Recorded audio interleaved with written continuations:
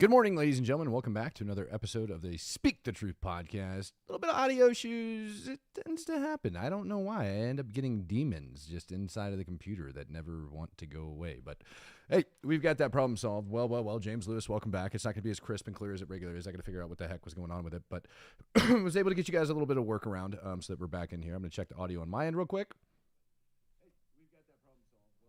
All right, so audio sounds not too terrible, so good to go here. Don't know why I was playing this video earlier, but you guys, I guess if you missed the last one, it was this video I was playing.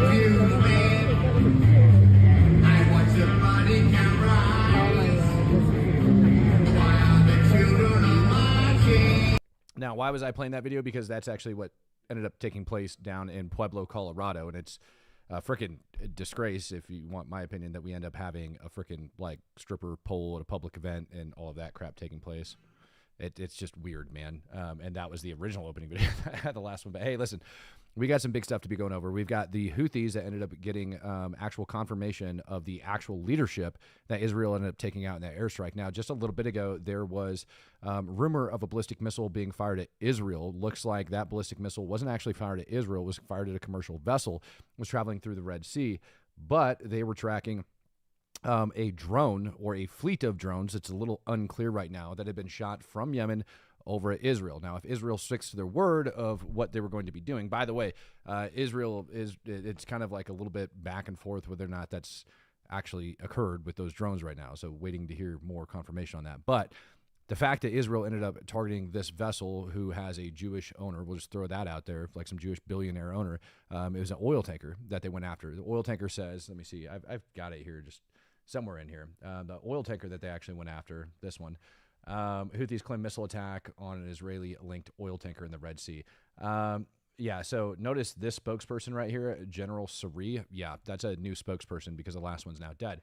But the Scarlet Ray is the ship that ended up getting attacked, and eyewitnesses are saying, no, it didn't strike us. It ended up splashing down, you know, like within a couple hundred meters or something. But it wasn't like they heard it explode. It ended up hitting the ocean, didn't hit the vessel. Up the volume, you say. You want some more volume? I can add some volume to this, of course. Give me one sec. Let's go ahead and add some volume for you guys. And that should give you guys quite a bit. Let me keep it going a little bit. There you go. That should be nice and clear for y'all. How's that? You guys like that volume where it's at? Good, because that's where I'm going to leave it for today.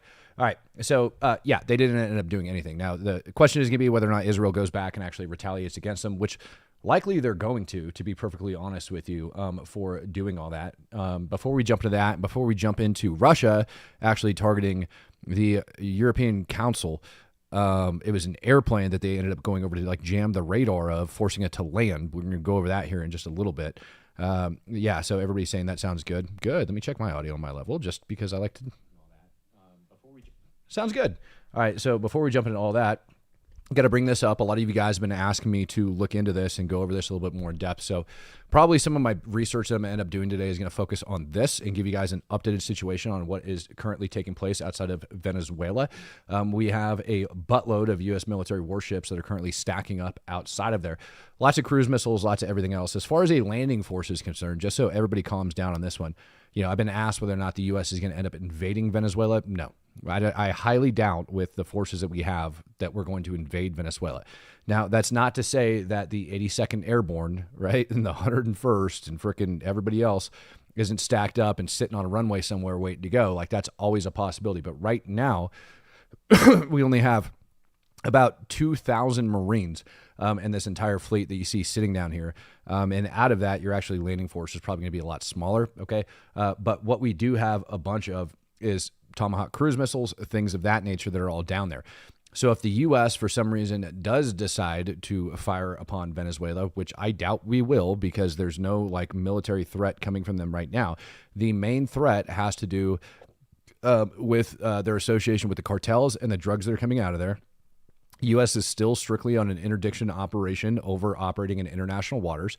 Venezuela has put out a lot of propaganda as far as what's taking place. Somebody says 4,500 Marines. The figures that I'm getting is 2,000. All right, you have about 1,687 plus, so it's just shy of 2,000 Marines. In addition, you have right around 1,070 sailors, and so on and so forth. And we could just keep going, right? But as far as a landing force is concerned, you have under 2,000 Marines. Now, that is not exactly what you need to go in there and take Venezuela, because they ended up going over and arming a bunch of like people around the country. So it would be a shit show if they did it that way. Anyone else have trouble surviving 2 days without Tardio? Oh, John, boy, that's so nice of you. Oh, man. Thank you, Sydney. Appreciate it. That was a hell of a day. Ended up linking up with Nate Vance and having him hate his life, taking him up over there. And let's go ahead and bring this up and just throw this up on the screen because I think it's very pertinent. Matt, I tagged you on 2 videos on X. Okay, thanks, Ross. I'll go take a look at it here in a minute. You guys remember how when we were about to like link up with Russia and we were going to have that whole freaking ordeal going down over in like Trump was going to meet up with freaking Putin in Alaska. And then there was just some freaking accident that ended up taking place, like act of God, some might say, with a massive earthquake that triggered a tsunami that wiped out like their freaking main naval port and all that other stuff. Well, over inside of Afghanistan, they ended up having like about a 6.0 on the Richter scale earthquake that ended up taking place earlier today. That took place over in Nangarhar province, which is very rural. It's outside of Jalalabad, okay? Like J-Bad sits, probably about like the second ring or so, like second to third ring, somewhere like right over here. Nangarhar is just a little bit up into the northeast of it. Anyways, a bunch of people are buried underneath the rubble. I think that's kind of a bit odd considering everything that's been going on.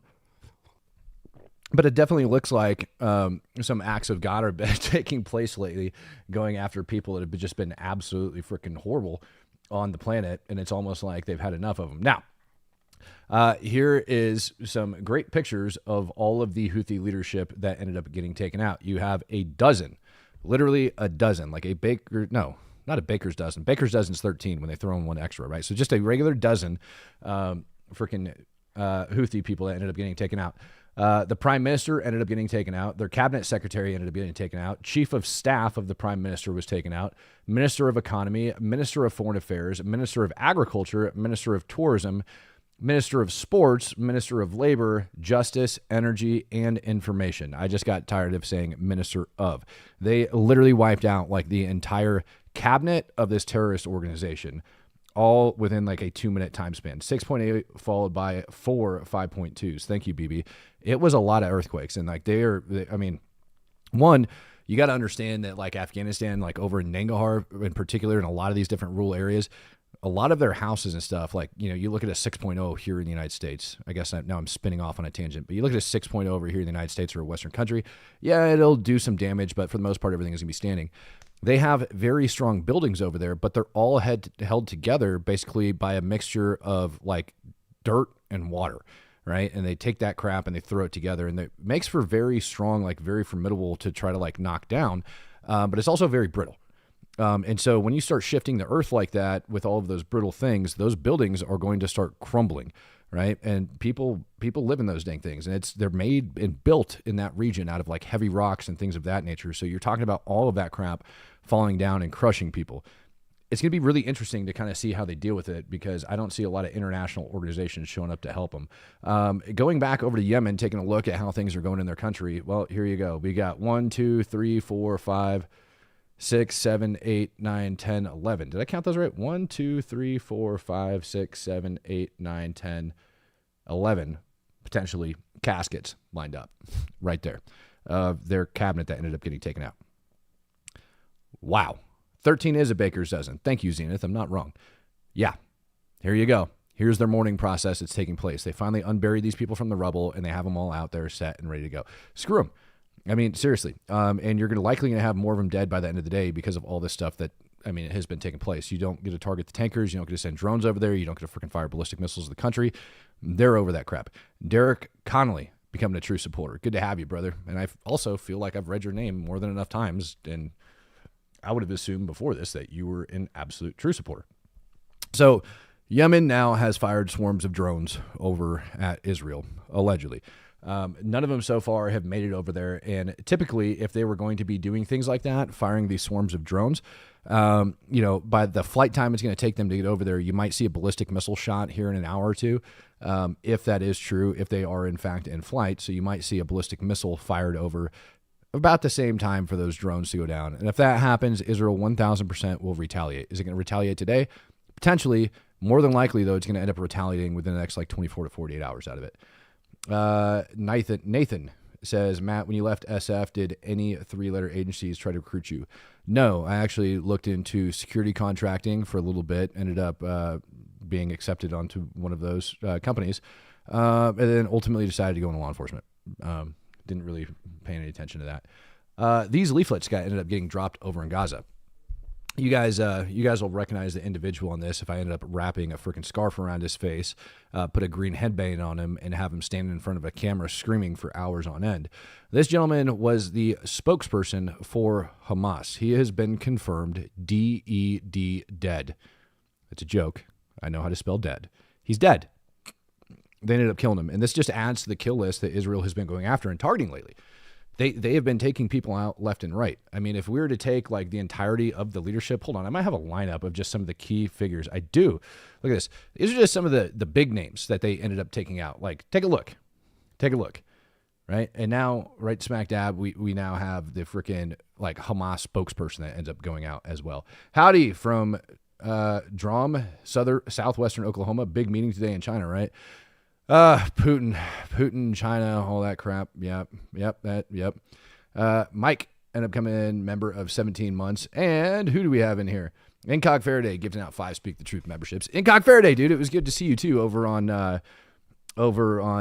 dude, what the heck was it, man? Where the hell was I? Over on Funker's channel on Friday evening when I was doing the broadcast over there. It was actually really cool to see the amount of cross-pollination that our two channels have with you guys jumping in those lives. So appreciate you guys supporting, going over there. And speaking of that, while we're having that conversation, because I was on Funker the other, Friday evening is when I ended up going on Funker. You guys remember the reason I ended up going on Funker was because of Adam Ennis. He ended up getting arrested over inside of Ukraine, and we made a huge stink about it. Well, happy to report to you today that Adam has been released. He actually ended up getting released early yesterday. And it appears that all of those things are getting looked into. So I was looking for the image of him so you guys know who I'm talking about. For some reason, I can't find it. It's not showing up on my freaking crap. Yeah, here, hold on. Here we go. This gentleman. Thank you. There we go. There he is. There's Adam.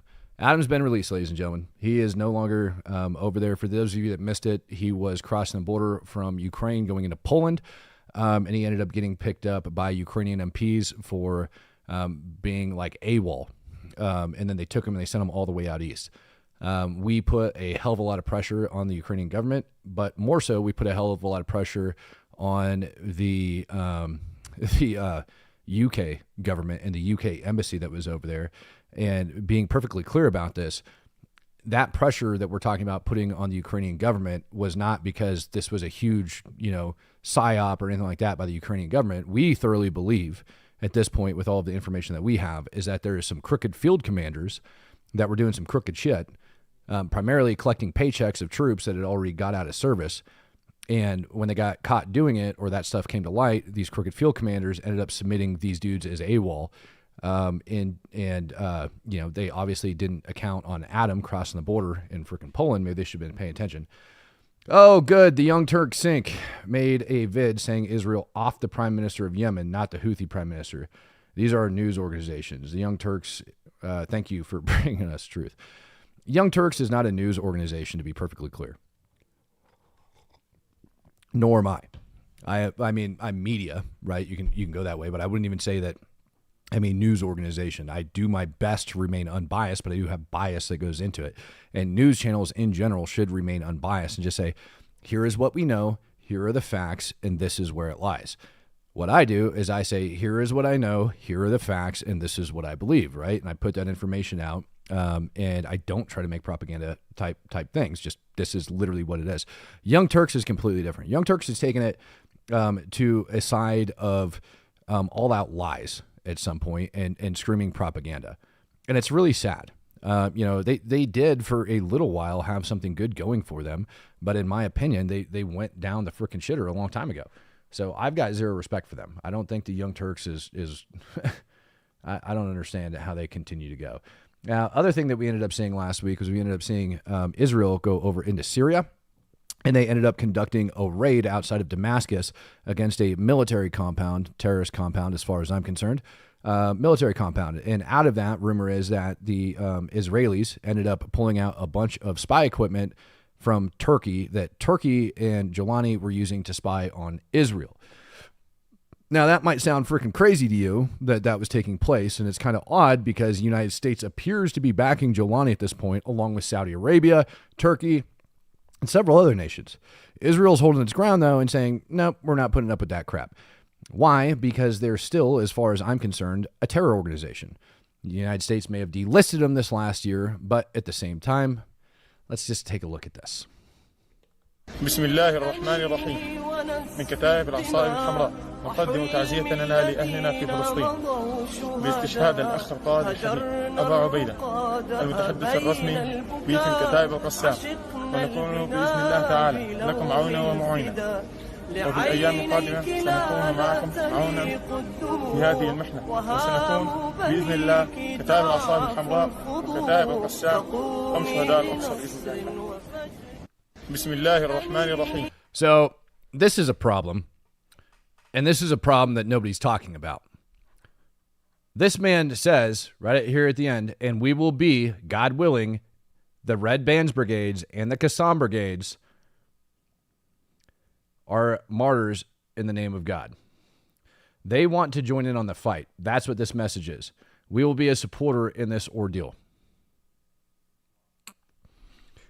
Now, there is a reason Israel stood up for the Druze.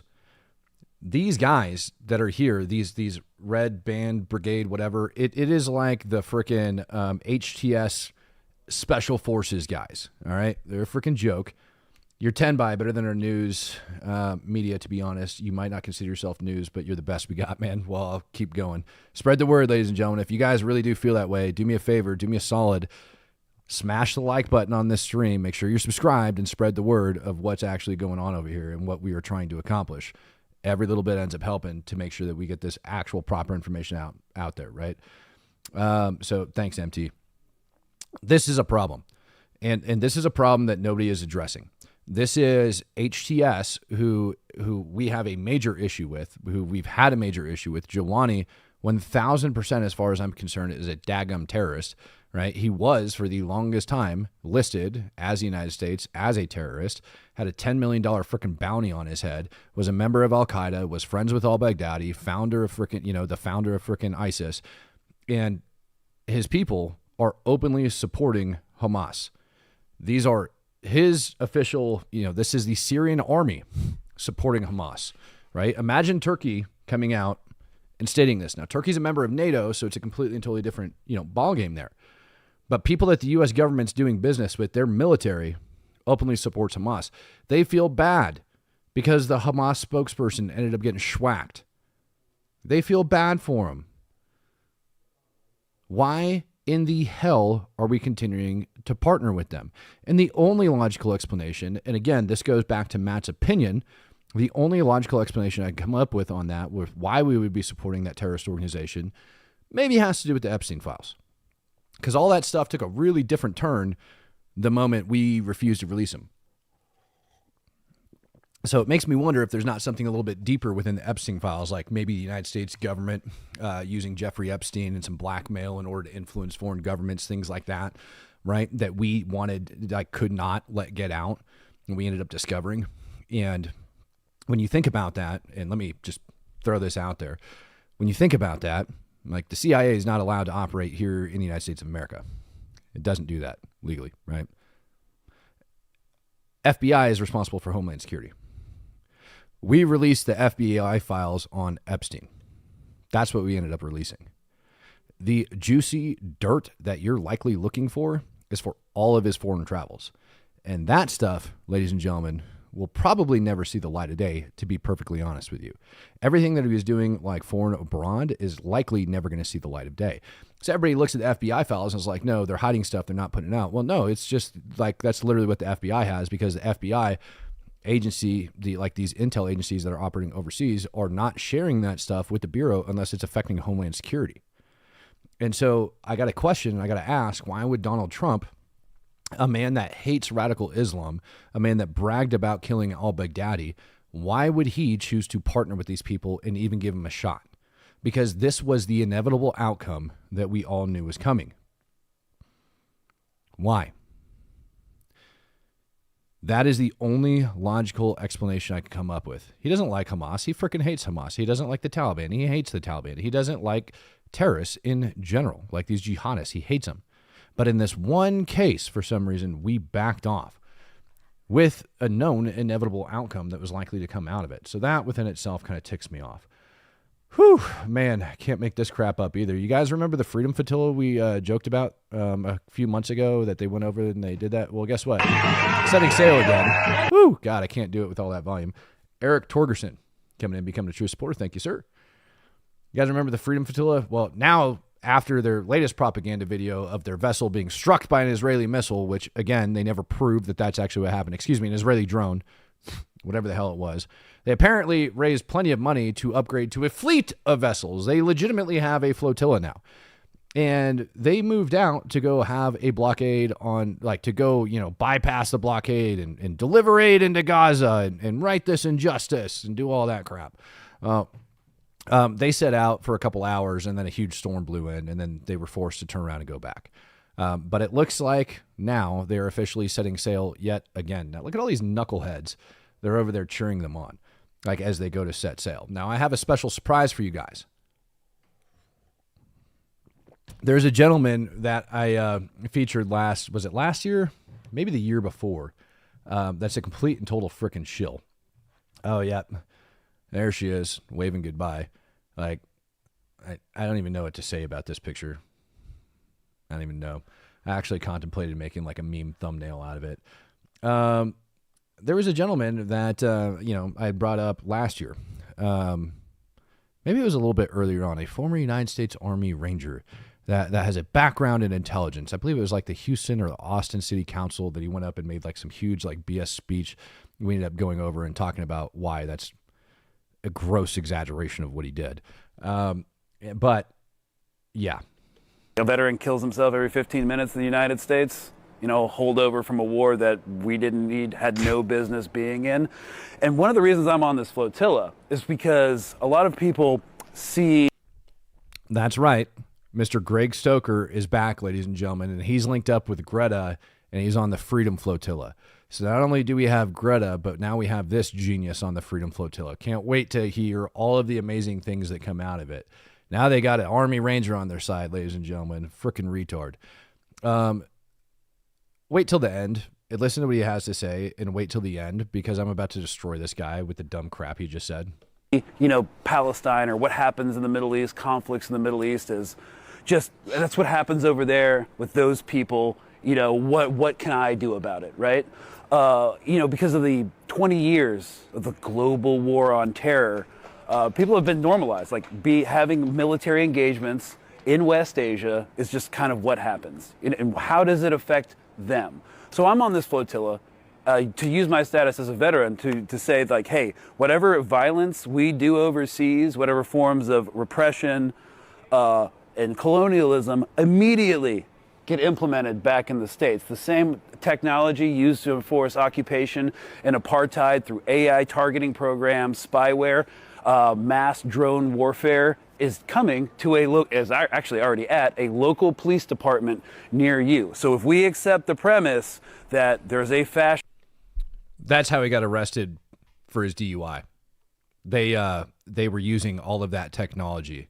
And it's a really interesting police report to go read, by the way. If you haven't read it yet, it's great. It's somewhere on my profile. Talks about him and his buddy that were allegedly beating up some kids inside of a 7-Eleven because the kids were being out of control. They were drunk. He drove off, and the cops ended up pulling him over. And then the victims, I think they ended up dealing with his DUI versus the victims, just shoddy police work, it sounds like. But and the police report clearly lays out big tough man beating up on kids. Takeover happening in Washington, D.C. and extending out through the entire continental United States. It started over here. It started with, the expansion of the police state after 9/11 and the national security state after 9/11, and it's only getting worse. And people need to understand that whatever our government is willing to do to Palestinians, they're willing to do to you.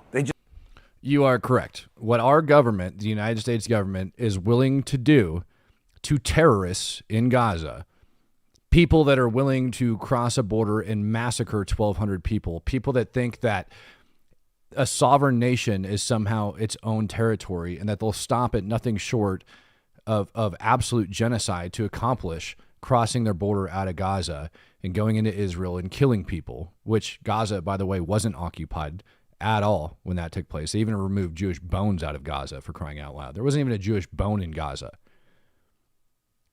when Hamas decided to attack. The occupation is just that.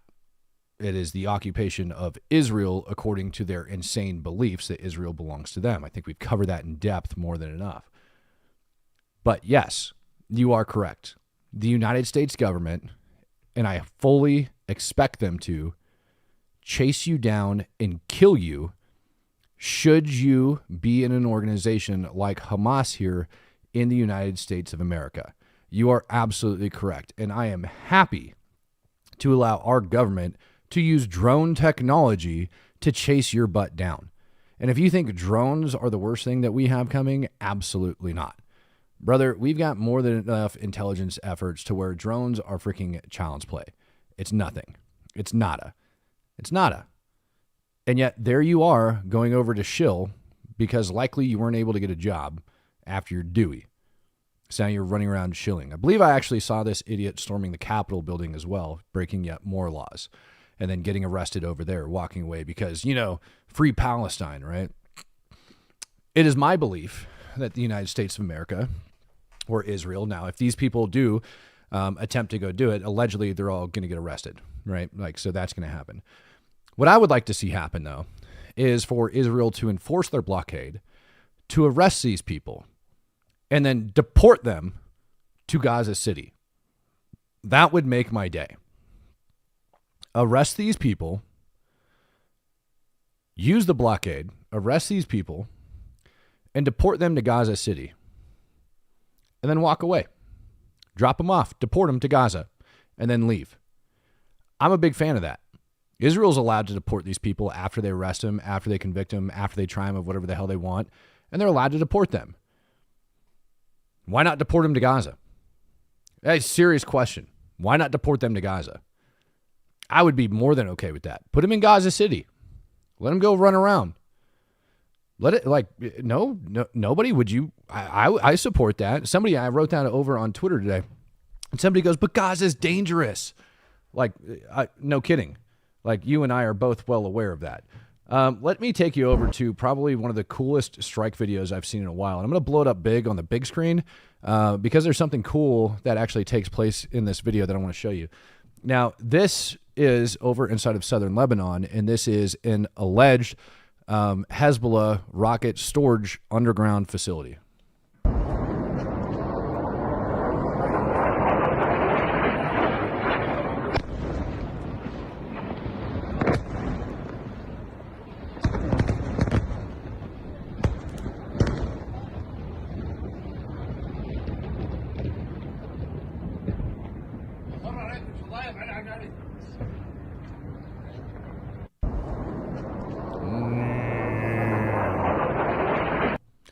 I'm going to stop that right there, and I'm going to back this little portion of the video up because this is the cool part.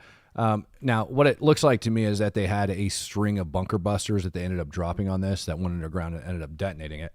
I'm going to slow this portion of the video down. I want you guys to watch right here on the right side because what you're about to witness is some serious air displacement taking place, like an air being compressed due to the explosives. So air compresses because your detonation wave obviously travels really, really fast.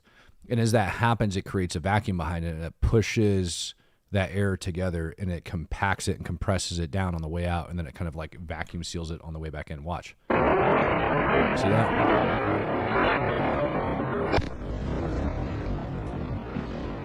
And you guys can see like little mini ones that were taking place as that happens. But that was probably one of the coolest captures of that I've seen in a long time. There you go. You see it just dispersing now, like getting up and going out in the clouds. I thought it was pretty freaking rad, man. I thought it was a great demo of all of that. Obviously, this was captured from multiple different angles. Unknown actual BDA, number of casualties that ended up coming out of it, number of rockets, munitions, or anything. But what this shows, last week I talked about Hezbollah being inside of southern Lebanon and still occupying about 20% of the territory, and Israel maintaining 5 outposts along the blue line in order to keep, a lookout for Israel and have them push back. Well, within the last 30 days, really, Israel has opened up like a new round of airstrikes, constantly going after Hezbollah targets whenever they end up getting them. Why? Because Hezbollah still isn't ready yet to completely disarm and pull out of southern Lebanon. Now, the Lebanese government is making huge steps forward in order to do it. And today there's actually a meeting that's going to be taking place. Ooh, that's a good one. I just like that view of the horizon with all the crap on fire, right? Like all the munitions depots smoking. Now, the Lebanese government is supposed to be holding a meeting today on all this stuff and coming out and talking about it. And what they're going to be going over is an actual plan for completely and totally disarming Hezbollah. And it's going to include an actual deployment. Rumor is it's going to include an actual deployment of the Lebanese armed forces to go down and force Hezbollah to disarm, i.e. they're going to fight them. So whoever inside Hezbollah that doesn't want to give up, it looks like the Lebanese government is going to force them to do it. As soon as that happens, Israel is going to be off the blue line. The other thing that's going to happen following that is a huge influx of U.S. money into rebuilding southern Lebanon from all of the frickin' destruction that took place from the war over this last spring or fall, right? So all that destruction that's down there over inside Lebanon is going to get cleaned up with a lot with U.S. taxpayer money, and then the official Lebanese government is going to end up taking it over. MT says Palestinians should get their own state when they stop practicing literal child sacrifice, when they enter the civilized world, not just aesthetically. If the Palestinians ended up getting their own state, throw this out there right now. Here's why it can't work. As of now, the people in Gaza, and shit, dude, as of 3 years ago, they didn't have a functioning government. And the government that they did have was not really the Palestinian Authority, it was Hamas.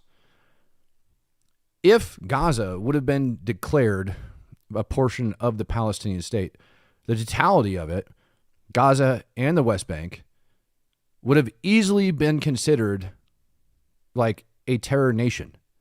With that, Israel could have put a blockade on them, just like they're doing on the sea. They could have completely and totally closed off their borders. They would not be required to send in any humanitarian aid. They wouldn't be required to allow the UN to go in through there. They wouldn't be required to do anything. Economic sanctions would take place on Gaza as well. And then on top of all of that, Israel would still be able to target. Israel could openly declare war on them militarily because of the targeting and the direct nature and the threats that they pose. And you would be right back in this position, and people would be whining and complaining about it. Israel wouldn't be required to give them anything. I don't think that people realize that advocating for a two-state solution, especially right now, would essentially be a death sentence for all of Gaza. All of those sanctions would be more than legitimate. All of those blockades would be more than legitimate. Israel couldn't be forced to do anything. A lot of this international pressure and all of that crap comes after the frickin' 6-Day War and Egypt being pushed out. I don't hear anybody complaining about when Egypt took over Gaza. How come we never hear about that? And Egypt has one of the largest border walls. Not one of, it has the largest border wall to Gaza. So let's ask this question. Why is it that all we hear is it's Israel's fault that people are starving inside of Gaza? Where's the Egyptian military at? Where's the Egyptian military bringing in humanitarian aid? Where's the Egyptian military organizing convoys of food? Where's the Egyptian military in any of this, seeing as how they also occupied that place? Occupied, right? You never hear about it. It's a very good question. And it begs to wonder, why is that? Why isn't it happening? Now, IDF troops allegedly have been and continuing on the march over inside of Gaza. They have taken out dozens of terrorists in the last couple days, allegedly, over inside of Khan Yunis. Not a lot of footage or anything like that's coming out of it. Derek Connolly coming and gifting out 5 Speak the Truth memberships. Appreciate you. So they're over in Gaza pushing through Khan Yunis and allegedly have taken out dozens of terrorists. Now, still, we haven't seen a lot of sustained contact, but Israel is slowly creeping in on Gaza City. That lack of sustained contact hasn't changed my situational assessment. It's reaffirmed it.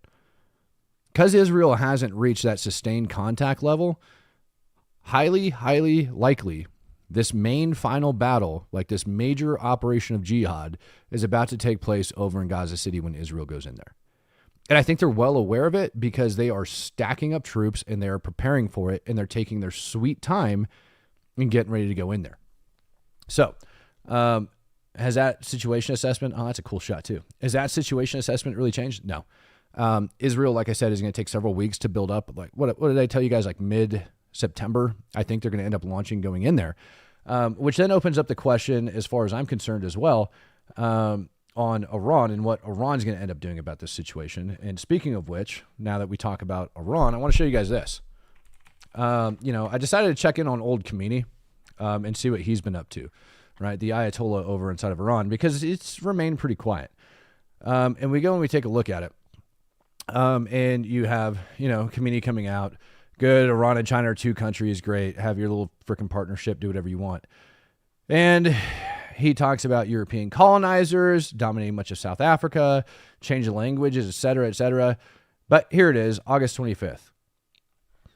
Today, our enemy, the Zionist regime, is the most despised regime in the world. Nations are disgusted by the Zionist regime and the governments condemn it. And of course, we have that disgraced U.S. military officer inside of Khomeini's video. Good job, lady. Good job. He's still calling Israel their enemy. None of this has changed. And my main concern, my main worry is when Israel ends up going into Gaza City, that you're going to have this nut job attacking Israel again. They still haven't agreed to stop enriching uranium. As a matter of fact, they've reaffirmed that themselves, that they're going to keep doing it. And Russia has came in and reaffirmed their right to enrich uranium. It's pretty shocking. And so that would mean that when Israel does, in fact, go into Gaza City, that we have that potential. But I don't want you guys to forget all the way back in the beginning when I ended up showing you this as well. Oh, I lost it. Where'd it go? Tell me I didn't get rid of it. When I ended up showing you guys these gentlemen as well. You still have, while Hezbollah is being knocked out as we speak, which is great, that needs to happen. You still have HTS and you still have Iran. And it's funny, Moses, not going to happen. I mean, maybe, Moses, I don't know if you're responding to me or whoever, but I do believe that Iran is dumb enough to try to attack Israel once Israel enters in Gaza City. Once that big proxy force, Hezbollah, you got to understand, is a huge proxy force for Iran. They have used Hezbollah to project themselves across the Middle East. They've done a really good job. Hezbollah is built up. Like, you got to give credit where credit's due. They did a good job building up Hezbollah over the years. Really good job. And they're about to lose it, and the Lebanese government's about to kick them out and crush them. They lost their foothold inside of Syria. That's gone. Done. Okay, great. So now their other foothold for going after the Zionist regime, Hamas, they're about wiped out. But interesting enough, HTS is now stepping up to the plate. If HTS wants to join in on the fight, you got to remember, you got a lot of Israeli troops over there. So now we're essentially going to be shifting the focus from a Hezbollah fight to a HTS fight, which is just as bad, to be perfectly honest with you. If Israel and HTS or the Syrian military end up going after each other, ladies and gentlemen, that is just as big as a problem of when Hezbollah first started going after Israel, if not bigger. Because Jelani, like it or not, he's got bloodline ties to frickin' Muhammad. And if he feels like declaring it, we saw what happened when they started calling on the Arab tribes Islamic tribes over in Syria to go over and fight the Druze. They were pouring in by the hundreds of tens of thousands, right? Going down in there. Imagine what happens, and that's just against the poor old Druze. Imagine what happens when they declare that on Israel because of what's taking place inside Gaza. This is a very real concern. Hamas needs wiped out. Hostages need returned. The threat that these people pose is very, very real. MT says, the thing is, they won't stop practicing child sacrifice. It's their entire identity. What is the Palestinianism other than martyrdom for their cause? You got to understand that's just not a Palestinian deal. I read something this morning, and I ended up taking that and expanding on it. Let me blow this up for you.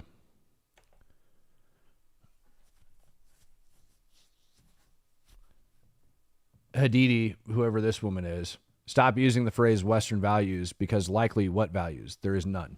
Right. Listen to this statement from Sam. Sam is a declared SOF veteran, like Special Operations Force veteran, all right? Says, I once saw an Eastern man shoot at me with an AK-47 and hold a small child in his other. After I killed him, the wife picked up the child and ran out the back of the building to sneak up on us with the kid and detonated a suicide vest. Thankfully, it only killed her. Explain the values. I added to it. Said, read that man's freaking post. Said, I once saw children given replica AK-47s. They were told to play war near our austere camp. They wanted us to shoot their kids for propaganda. Thank God for good intel. Vets, add your stories in the comments and share this crap. As a matter of fact, I would like you guys to do that. I would like you guys to add your stories into those comments because I know lots of you have them. I know we have a lot of veterans in here that have fought radical Islam. And so I'm going to go ahead and I'm going to drop that into the chat for you guys because I think the world needs to know about radical Islam. It's one of the things that I am very biased about. I am biased about radical Islam, and I'm not ashamed to admit it. It's evil, absolutely evil. So when the comment hits and is talking about sacrificing of children, I want to make it perfectly clear. It's not just Hamas that does this. You have this entire culture across radical Islam that does this crap. And it's not me being Islamophobic. You got to understand that I was fighting this crap alongside of Muslims. And they would proudly sit here and tell you the exact same thing, that radical Islam is a problem. People who are willing to sacrifice their kids because they think they're going to be martyrs, it is pure evil. So, hearing those two things alone, imagine what awaits the IDF inside of Gaza City. And imagine the propaganda that's going to come out of it. And out of that propaganda, imagine what Iran and HTS are going to do with it. If you don't think for 1 second that shit like that is not already in place, if you don't think for 1 second that they don't have propaganda situations, cameras, things of that nature, ambushes, set up to make it look like Israel is just murking kids inside Gaza City to blast out his propaganda, and then HTS and Iran go after Israel on the basis of protecting those people, you've lost your mind. All of that stuff exists. And this isn't an Islamophobic take. This is a take that Christians and Muslims both believe in. We all know to be true what I'm writing here. It's these weird leftists here, in the West that for some reason want to pretend like this isn't a thing. And it very much is. Nations that actually have to deal with this in the Middle East, they don't want Palestinians coming to their territory for a reason. Hell, France doesn't even want them anymore. They cut them off. Jonathan says, Matt, brother, there is a channel called Christian Prince. He's an Arab Christian that has been exposing falsehoods of Islam and turned many Muslims to Christianity. I might have to go check him out, see if we want to collab on something. Because I'm beyond sick of it. Combat footage.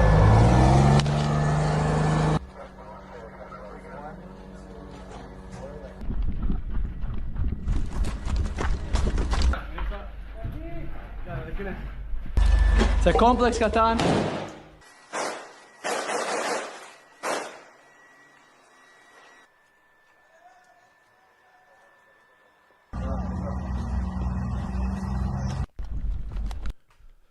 So, like I said, minimum contact, not the sustained contact we're looking for as they're pushing through. Coming out of Kanye. Smokey Sergeant, the only way to negotiate to deal with Islam is to complete eradication. You can't compromise when it comes to Islam.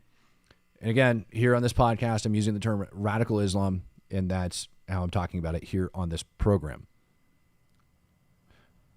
YouTube is YouTube, and I'm making it very, very clear. Radical Islam is not okay. And the Muslims that I fought beside will also agree with that. I've also brought Muslims here to the United States of America. I'm definitely not Islamophobic. MT, oh, absolutely. It definitely comes from the teachings of the illiterate 7th century caravan robber. I can't read that one, bud. I'm with you. Can't read it, though. Complaints. Remember, I told you these things would come out. There might be some tired people in this video that were taking a nap. They got kind of tired. Things like this, ladies and gentlemen, are going to be more and more apparent as Israel begins to push into Gaza City. All right? And as Israel continues to push into Gaza City, these types of things are going to come out more and more and more. And they are going to exploit it left and right. And that exploitation is exactly what's going to end up getting used for justification of attacking Israel again. Mark my words. I've been really wrong in the past, but a lot of the things I have been pretty damn accurate about. As a matter of fact, here's one for you. Remember how I said last week that Putin might have a better take on things if he would just simply say that after, the Ukrainian government changeover in 2014, he can call it a coup, he can call it whatever he wants, but if he was to actually come out and state, no, I'm just sticking up for the people in the East that wanted to separate from the government because of the illegal regime change, the coup, or whatever the hell you want to call it, guess what happened today in China? Хочу сказать, что таких же подходов российская сторона придерживается и в отношении кризиса вокруг Украины. Напомню в этой связи, что этот кризис возник не в результате нападения России на Украину, а в результате государственного переворота на Украине, который был поддержан и спровоцирован Западом. Затем попытками с помощью вооруженных сил подавить сопротивление тех регионов Украины и тех людей на Украине, которые этот переворот не приняли. All right, let's go ahead and break that statement down. Called it! I would like to say that the Russian side adheres to the same approaches in relation to the crisis around Ukraine. Let me remind you in this regard that this crisis did not arise from Russia's attack on Ukraine, but as a result of the coup d'etat in Ukraine, which was supported and provoked by the West. Let's give some background history on the coup d'etat that he's talking about. An election in 2010 that was found to have massive amount of corruption and election interference afterwards, in which the political opponent of the person that got elected ended up getting thrown in jail later that year after they chose not to have the Ukrainians rise up in a civil war over this and what do you call it? Conceded the election to their opponent. That person then gets thrown in jail. And then you continue to have Russian meddling in politics over inside of Ukraine. Prior to that, in the early 2000s, the Helsinki Commission ended up finding that the previous election also had Russian election interference taking place. Actual, literal Russian election interference. And then when you start pushing closer to 2014, what you see is this president going against the will of the people that want to be pro-EU, that want to have trade and commerce pushed towards EU, and for some reason decides to go against all of that and wants to start doing commerce and everything else with Russia. And the corruption within inside of the Ukrainian government was very well documented at the time. But you had Russia that was over there for years, meddling inside of Ukraine, meddling inside of politics for the better part of 2 decades.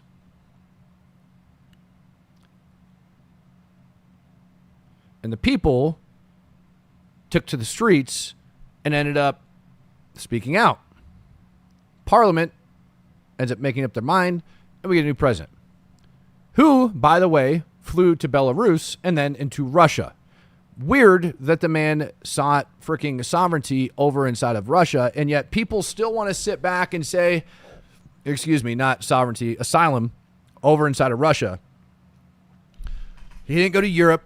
He didn't freaking go to any other friendly nation. He went over into Russia. And Putin is saying that it was provoked by the West. No. All of these things occurred because Putin violated the Budapest Memorandum, meddled in Ukrainian politics, meddled in their elections, and then in 2014 violated it by invading Crimea, which we're going to touch on here in just a sec. Attempts were made to use armed forces to suppress the resistance of those regions of Ukraine and those people in Ukraine who did not accept this. Yeah, correct. The people who shared the border with Russia, who Russia had been funding and doing dirty things behind the curtains, that had risen up because Russia lost its foothold in Ukraine and tried fighting the Ukrainian government, got suppressed. You are correct. Foreign influence got crushed. Putin's story is that they went in to help those people out. But the problem is the very first thing that he did was not support those people. It was to go in and annex Crimea and to lie initially to the entire world that Russian troops were even in Crimea. And then proceeded for years to lie and say that Russian troops weren't operating in the Donbass region. And then continue to lie to the entire world and say that they weren't going to invade Ukraine, that they were doing military exercises with 200,000 troops along the Ukrainian border, despite the fact that we were geolocating and tracking them into the Donbass, despite the fact that a Buk missile system ended up shooting down a civilian airliner. Despite all of those things, Putin blames a coup. It makes for very good propaganda, which was what I was telling you, is that Putin's going to try to save face. Earlier, it was about denazification. Earlier, it was about shrinking the military. I don't even think the people in the East were really a talking point at all for Putin. It was all of this garbage. Now, all of a sudden, it was to protect those people who, by the way, lives have been destroyed. Entire areas have been leveled. Bakhmut is freaking nothing. Donetsk, trash. Babushkas literally drinking from freaking puddles in the middle of roadways because they can't get water. Human trafficking, very real. All of those problems have existed. Putin trying to save face. Remember how I told you guys the war effort isn't going so good over there? Oh, wait, I got to tell you. And by the way, remember how I told you that Russia is going to come out and be pushing a new narrative? You guys remember Lavrov last week? You don't see President Zelensky as the legitimate leader of Ukraine? President Putin doesn't recognize him as the legitimate leader of Ukraine? No, we recognize him as de facto head of the regime. And in this capacity, we are ready to meet with him. You don't see the de facto leader of the regime. This is now that stance that they're starting to take because the Russian shill that was in government, that was likely getting paid off, that ended up flying over to Russia afterwards for asylum, that guy. This is the new Russian narrative that's being pushed, and it has absolutely nothing to do with like protection of the people in the East, et cetera, et cetera, et cetera. I'm going to put these figures up on your screen. This ends up coming up from the Wall Street Journal via ISW. This is land assessments. August 19th of 2022 is in your top left corner. I want you guys to pay attention to Kherson region and Donetsk, because these are where the two big changes of terrain are going to be. And then I want you to look down at the bottom, 3 years later. UK military estimates that at the current pace, seizing all four regions would take 4.4 more years. Just by the current pace of battle in Russia, it would take them 4 additional years to take the entirety of those frickin' oblasts. Interesting enough, in Kherson, they used to control 92% of it. Now they control 71.8. Donetsk, you can see they had 59.5 at the beginning, and now they're at 76.5. They have been going and playing this back and forth game along the line, and everything else has remained relatively unchanged. Zaporizhia, 72.3, as opposed to 73% now. And that 0.7%, in large part, has to do with Ukrainians retrograding back a little bit to better defendable locations. And if you were to fast forward to the early parts of 22, this would look totally different.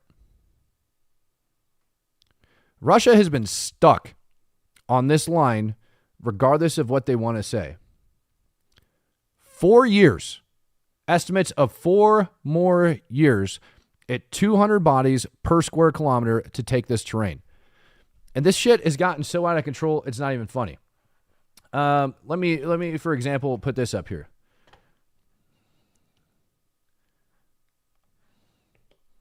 General Flynn.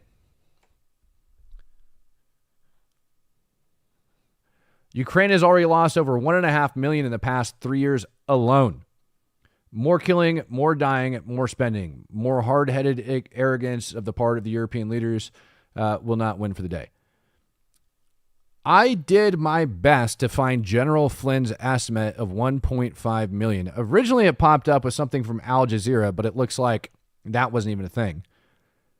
Nowhere, and I mean nowhere, is there any estimates of Ukraine losing 1.5 million people other than pro-Russian propaganda channels? That's it.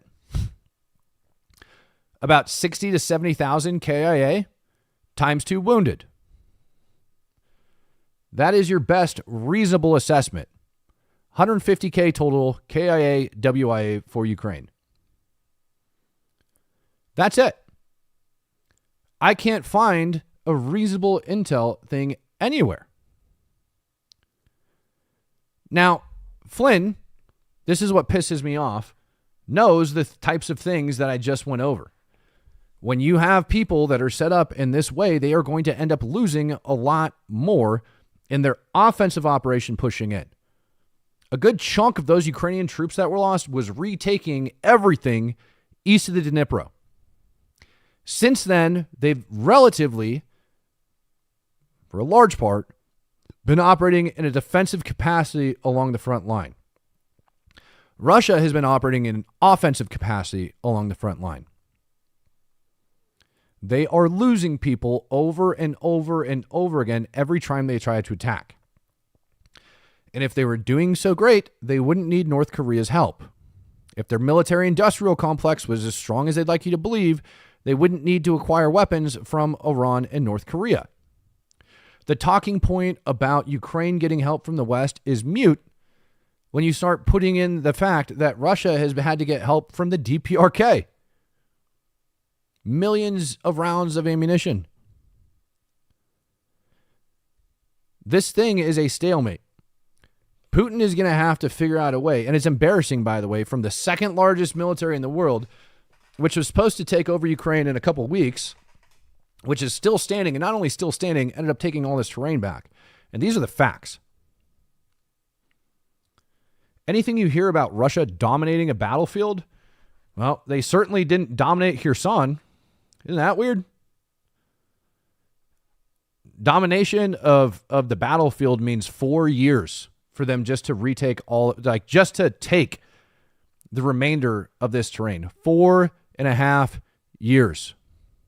200 lives per frickin' square kilometer. Estimated. Currently. It's not reasonable. Putin can't sustain that. His economy is in shambles, regardless of what people like to say. Oil is about to get a major hit, and you've got major problems that are coming up. In the meantime, what's Russia doing? Well, it's going after the EU. Brussels, a plane carrying European Commission President Ursula von der Leyen was hit by GPS jamming over Bulgaria in a suspected Russian operation, a spokesperson said on Monday.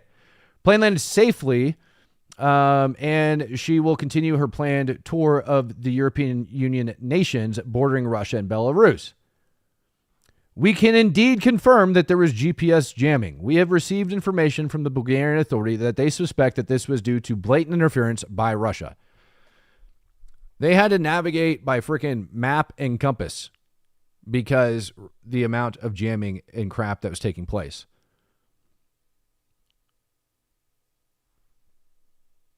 This is serious. I'm not sure of the weather reports or anything like that in the area or what was taking place. Had this plane had gone down in a weather-related storm,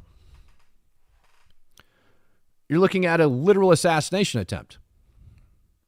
So I'm very curious if we were to look at this, at what the weather was in the region, all of the different contributing factors that were going into this, how the pilots ended up handling it, what different communication was taking place, et cetera, et cetera, et cetera.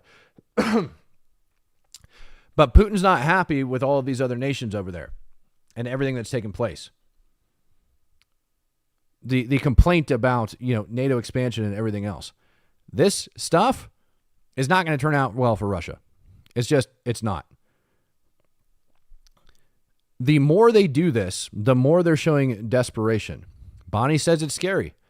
I agree. You look at this stuff and it says, yep, there might be another war coming. We might have issues in the future. But yeah, it's very real. Lewis says, so do you think if Putin is pushing into a corner, he might be using a tactical nuke in Ukraine? No, I don't think he'll use a tactical nuke or a low-yield nuclear weapon, right? I don't think he'll do that. I think your greater probability that's going to hit the battlefield, because he's already shown a propensity to use it, is going to be blister agents, choking agents, chemical weapons, and from artillery shells. I see him doing that. I don't see him using nukes. Not even low-yield nuclear weapons. I don't see it happening, because the moment he uses a nuke, that shifts the frickin' panel for everything the entire European theater is going to be willing to do. If Russia fires nuclear weapons on Ukraine, even low-yield nuclear weapons, it's going to open up a threshold to have the living hell bombed out of Russia. Whether or not we respond in kind, I doubt. But definitely opening up like the gates of hell on Russia would absolutely happen. And Putin's aware of that. All of this talk about Putin lowering Russia lowering their nuclear threshold last year, and, Putin might end up launching nuclear weapons, et cetera, et cetera, et cetera. That's all fine and dandy. But they had so many ballistic missiles fail to launch this year. I don't think they can risk it, honestly. When you look at their nuclear port having issues, their nuclear subport having issues, I don't think they can risk it. When you look at the amount of firepower that we have just cruising off the coast of Russia as we speak with those 2 nuclear subs, they can't risk it. Not to mention, U.S. has plenty of Minutemans that we could fire and actually do work that would end up striking Russia. RDL Snare, what do you think is going to be the line cross that gets NATO involved with troops? Drones crossing across NATO borders seems to be happening more. I don't think there's anything that Russia can do aside from invading a NATO nation that's going to get NATO involved. Russia has already been suspected in sabotage operations that have taken place in the EU that have already, like FSB guys have been arrested in several NATO nations for plotting wicked crap, and it still doesn't get the EU involved. Poland has been hit by Russian cruise missiles and drones numerous times.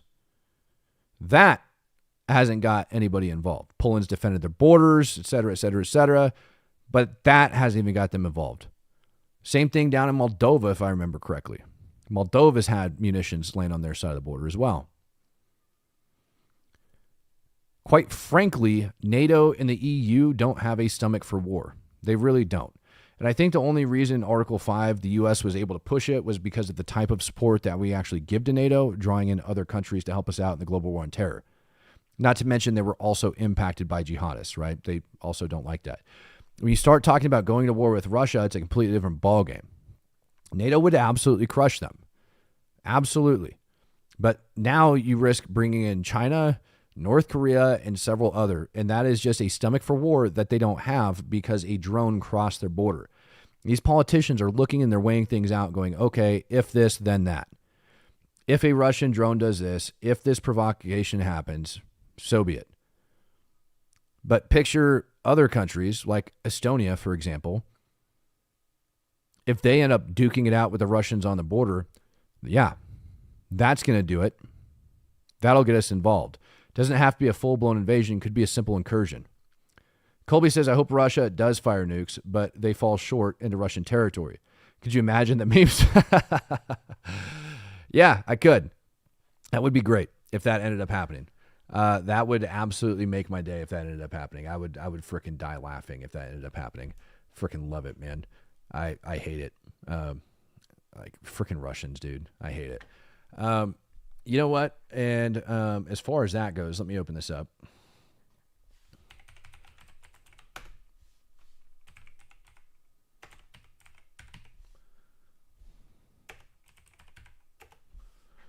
I need to bring this up for you guys because apparently people need to read it. I've been on a freaking tear against men needing to be men, like better and better and better. And this is one that I've talked about, but I don't think I've actually legitimately gone over it before. And so with that being said, talking about the devotional for the day, and this is going to come out of Ephesians. All right. And a lot of people know, like, you know, to quote this, all right? And I'm just reading this off, Ephesians chapter 5, and then you go down to verse 22, instruction to Christian households. First of all, it starts off with submit to one another out of reverence for Christ. So we'll start there. And then you have Ephesians 22. Wives, submit yourselves to your own husbands as you do to the Lord. For the husband is the head of the wife, as Christ is to the head of the church, his body, of which he is Savior. Now, as the church submits to Christ, so also wives should submit to their husbands. Very interesting. So you've got 22 going through 24, telling wives to submit. But before that, it also says, submit to one another out of reverence for Christ. And one of the biggest issues is all the way at the end of this that I think people need to figure this out, and we're going to talk about it in a sec. That's the instructions it gives to wives, what's highlighted there. Now we keep going. Husbands, love your wives as Christ loved the church and gave himself up for her to make her holy, cleansing her body by the washing with water through the word, and to present her to him as a radiant church without stain or wrinkle or any other blemish, but holy and blameless. In this way, husbands ought to love their wives as their own bodies. There is a reason that exists inside of there. Love your wives as your own bodies. If you go around trash talking your wife on a daily basis, saying how crappy your wife is, you're not really loving your own body now, are you? Even more so, present her to himself as a radiant church without stain or wrinkle or any other blemish, but holy and blameless. So it's talking about like the congregation, right? Like going in because wives are supposed to, or, you know, you're supposed to be submitting to Christ in the church. The congregation is what makes it up, and none of those people are perfect. Also, understanding that you're man, you're not God, and you're not perfect either. Holy cow. So why do we have so many people that are treating their wives like crap or talking down their wives and everything else? And you take it a little bit further. In the same way, husbands ought to love their wives as their own bodies. He who loves his wife loves himself. Think about that. If you're hating on your wife, you're hating on yourself. Like, not everything is going very good. But why? Covers it in a second. After all, no one ever hated their own body, but they fed and cared for their own body just as Christ does a church, for we are members of his body. For this reason, a man will leave his father and his mother and be united to his wife, and the two will become one flesh. Now, a lot of people end up looking at this and they go, well, wives are supposed to submit to their husbands. And so husbands end up taking that and say that, hey, we can tell our wives to do whatever the heck it is that we want. That's not what this says. What do you think it means when you become one flesh? Do you think it means that one person is dictating everything that happens in the relationship? Do you tell yourself what to do on a daily basis? Do you ask yourself to go do things? Do you tell yourself to go do things? Or do you make decisions that things have to be done? And you work within yourself to come up with these different ways in order to make it happen. So why, oh why, do we have husbands in this world that think that they get to dictate everything that ends up going on? Why? Because it says submit? Because what this says here is very, very clear.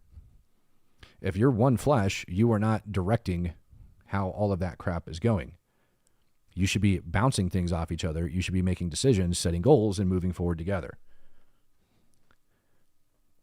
This is a profound mystery, but I'm talking about Christ and the church. However, each one of you must also love his wife as he loves himself, and the wife must respect her husband. That's huge.